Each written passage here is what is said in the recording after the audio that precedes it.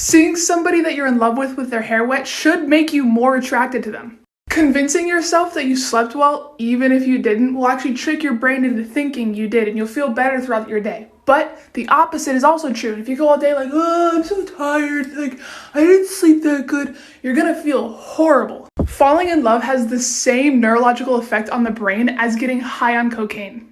Really weird human body facts that I can guarantee you didn't know. Your penis has rifling. That's why the stream twists. Girls who are born at altitude reach puberty a lot faster than girls born at sea level. In some cases of brain surgery, they peel your face forward like a banana peel. Here's some of the best kept, actually useful secrets on the internet. There are a shitload of foreign websites that you can use to pirate anything. Just Google translate the word download into Chinese or Russian, followed by whatever book, movie, TV show, or game you're trying to download, and then bam!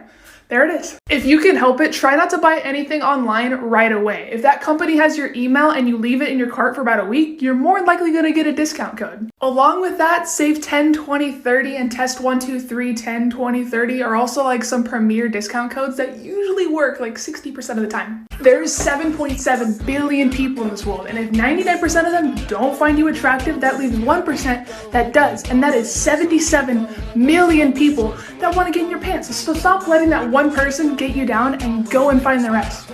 If you have a daily routine, your dog can actually tell what time you're coming home based on how much of your scent is left lingering around the house. Dogs don't feel guilt. If they tear up your couch or get into the garbage, they're not sorry that they did it, they're just sorry they got caught. While dogs can understand up to 150 words and phrases, they're mostly going off just the sound of your voice. If you ever saw the TikTok video of that one guy talking to his dog and he's like, I fucking love you, and the dog's getting all sad, and then he goes to the dog and he's like, I'm gonna fucking murder you, and the dog's all happy, that proves it. You guys better know this by now because I've made 3 other videos talking about it, but your birth order actually has a huge effect on your personality and just who you are as a person. Middle children, you didn't think I'd forget about you, did you? No, I'm not like everybody else. You guys tend to feel undervalued and overlooked, and because of this, you are way more creative than anybody else in your family just because you had to entertain yourself. And for a while, your parents probably put you in the same activities or sports as your older siblings, even if you didn't enjoy those things, and because of that, middle children have reported that it's a lot harder to find their own identity and be their own person. And then your younger sibling came along and suddenly you weren't the baby anymore and you're not getting things your way, but because of this, you became a great negotiator and you're probably the peacemaker of the family. Did you know that your birth order actually has a huge effect on your personality and who you're probably going to become as a person?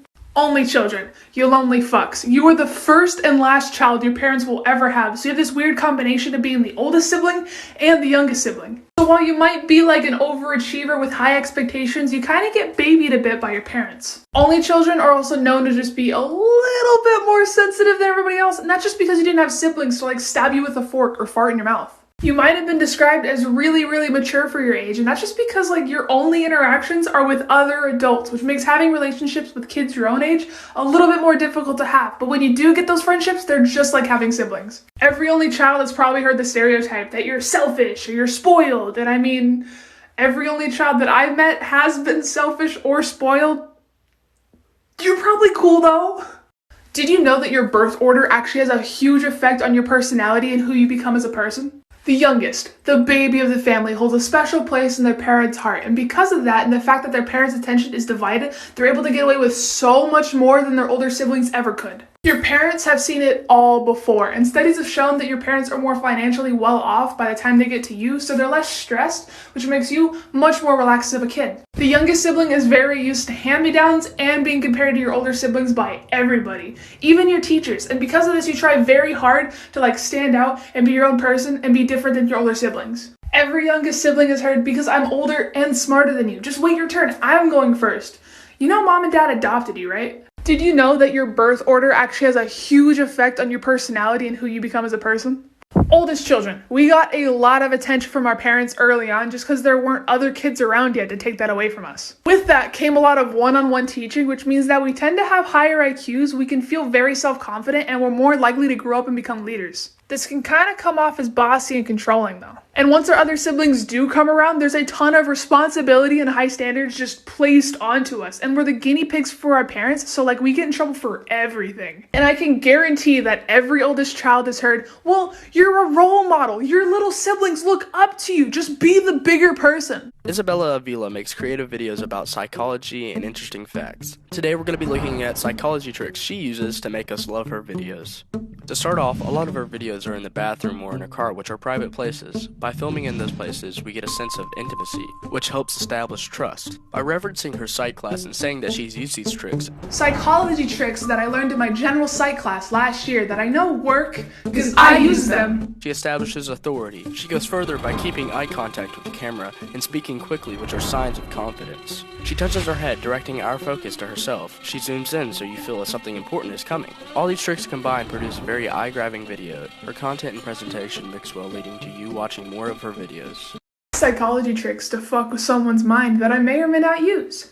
You'll never know. When you meet somebody for the first time, be like, oh my god, I had a dream about you, and then go into a weird amount of detail. If you're ever driving with some passengers in a really, really depressing voice, be like, do you ever get sad? And then slowly start to veer off the road. Change up the normal autopilot conversations we have.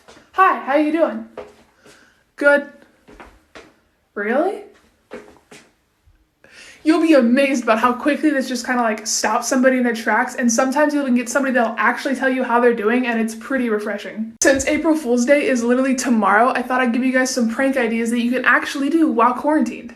Find the most annoying song you can, turn the volume all the way up, okay? And when you finally get there, just mute it, and then wait for somebody to come unmute it. It's gonna be great.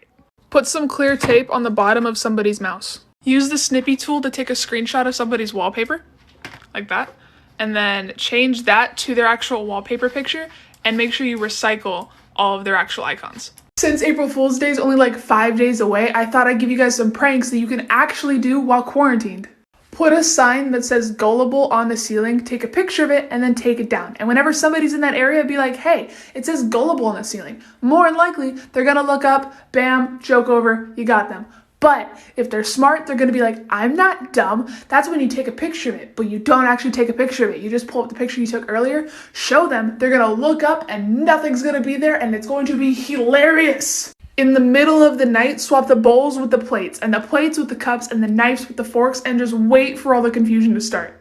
This one might get you disowned, but like, worth it. Take the lid off the shower drain and shove a plastic bag full of chocolate powder mix down. Put the lid back and just wait for somebody to take a shower, and you're gonna just hear sounds of disgust when brown water starts rising. Blow this up for a part 3, my lord. Weird human body facts that I can guarantee you didn't know. There are small traces of gold in your toenails. We mostly breathe out of one nostril at a time, and the dominant nostril switches every hour or so. Men, you can't flex your dicks without squeezing your butthole. Since April Fool's Day is coming up, I thought I'd give you guys some pranks that you can actually do while quarantined. Replace someone's valuable and oh so precious hand sanitizer with lube. Completely cover someone's bar of soap in the shower with clear nail polish, that way it doesn't lather and soap up.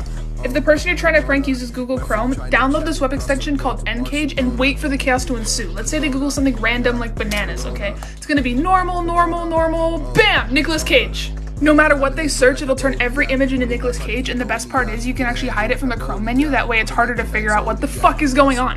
I have a lot more of these, so like for a part 2. So I'm kind of getting close to 300,000 on YouTube, so if you haven't checked me out already, go do that. And like, it'd kind of be cool to get to 420,000 for April 2020. Please, for my birthday.